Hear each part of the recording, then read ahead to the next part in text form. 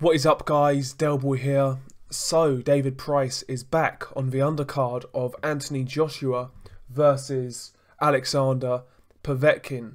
David Price is going to be fighting 12-0 Russian prospect Sergey Kuzmin. Where do we even start with this one? Let's talk about the matchup first. I mean, I've got to say, like most people, I make David Price a big underdog. I think that we all know David Price's weaknesses, right? He's got a bad chin. He's not good at sort of dictating range. He is susceptible to pressure. And he's got a dodgy gas tank. And Sergey Kuzmin, you know, his strengths really play into David Price's weaknesses. Kuzmin is a guy who likes to come forward. He's aggressive. He's got decent punching power. You know, he's comfortable on the front foot.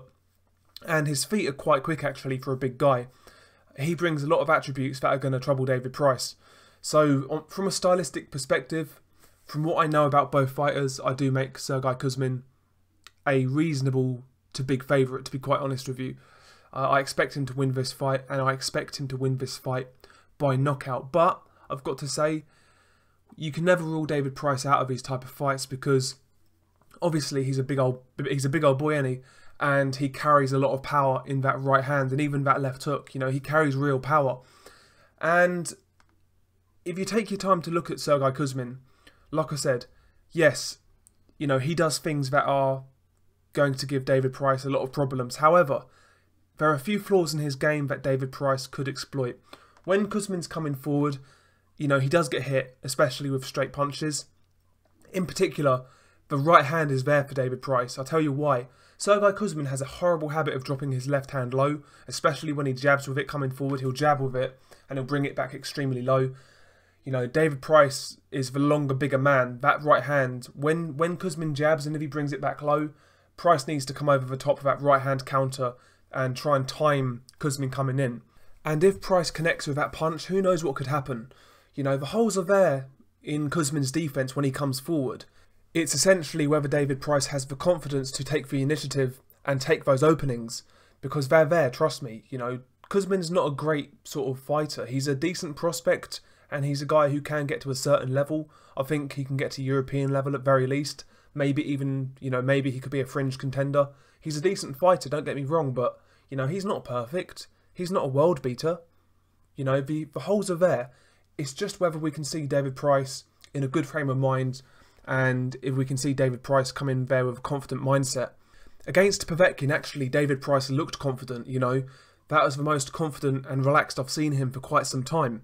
And he was jabbing a lot better than he usually does. And he was trying to let that right hand go a little bit more regularly. Now, maybe he was more confident because it was a fight where nobody expected him to win. That could be the case. But I'm hoping he takes something from that fight.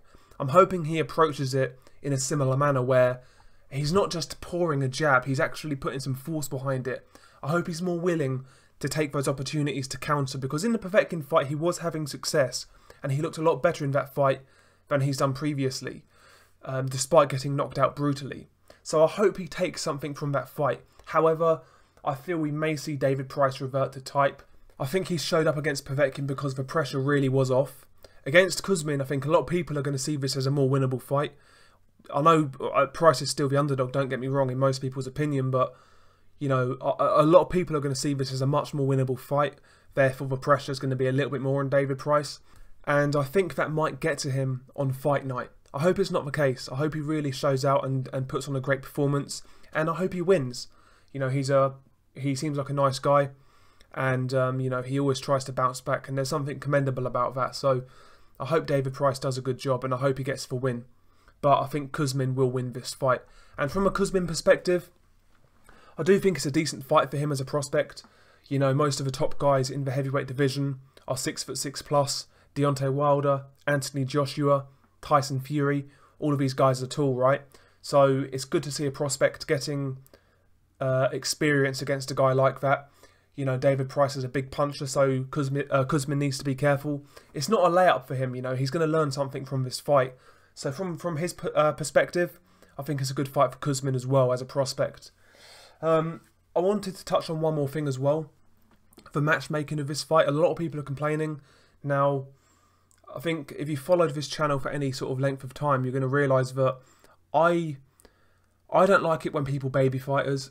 I don't like it when people say, oh, he shouldn't fight this fight because it's dangerous. Because ultimately, who are we to say a fighter shouldn't earn a living? I think that is very patronising. And it must be soul-destroying for a fighter to hear that.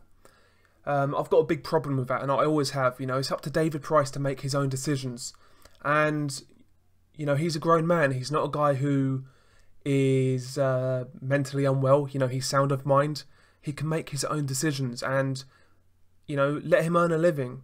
Like I say, if he wins this fight, you know, he goes into a payday. Let him earn his living. You know, who are we to say he shouldn't do that?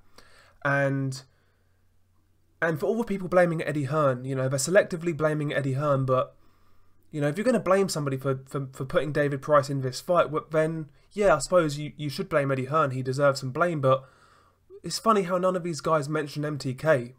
You know, they are David Price's management. They are supposed to be advising him on his career. Why are they getting scot-free? You know, I would look at some of these people criticising Eddie Hearn and you just look at their track record and make your own mind up. But I think it's very, very strange that MTK get away scot-free here. I really, really do. And not only that, the trainer of David Price, he would have trained David Price days on end, and I believe it's Derry Matthews, but he knows David Price. And he knows him very well. If Derry Matthews is happy for this fight to take place, then what's the problem?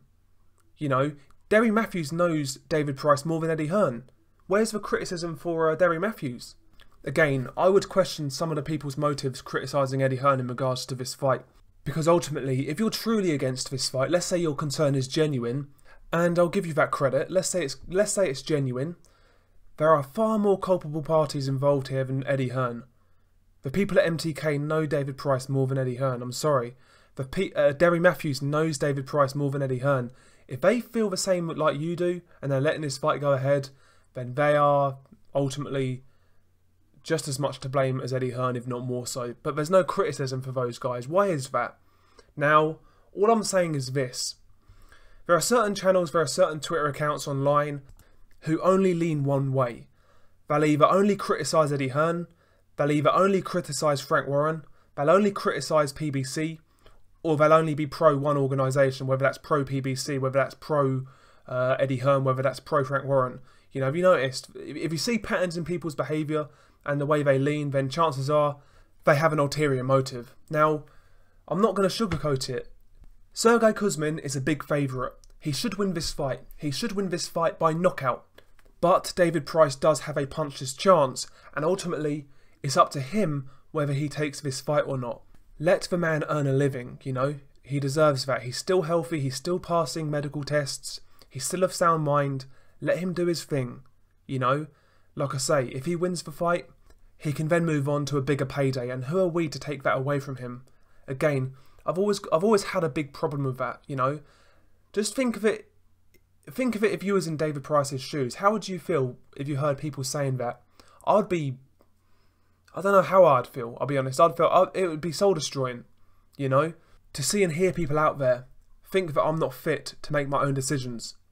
That would be soul destroying, you know. There's nothing human about that.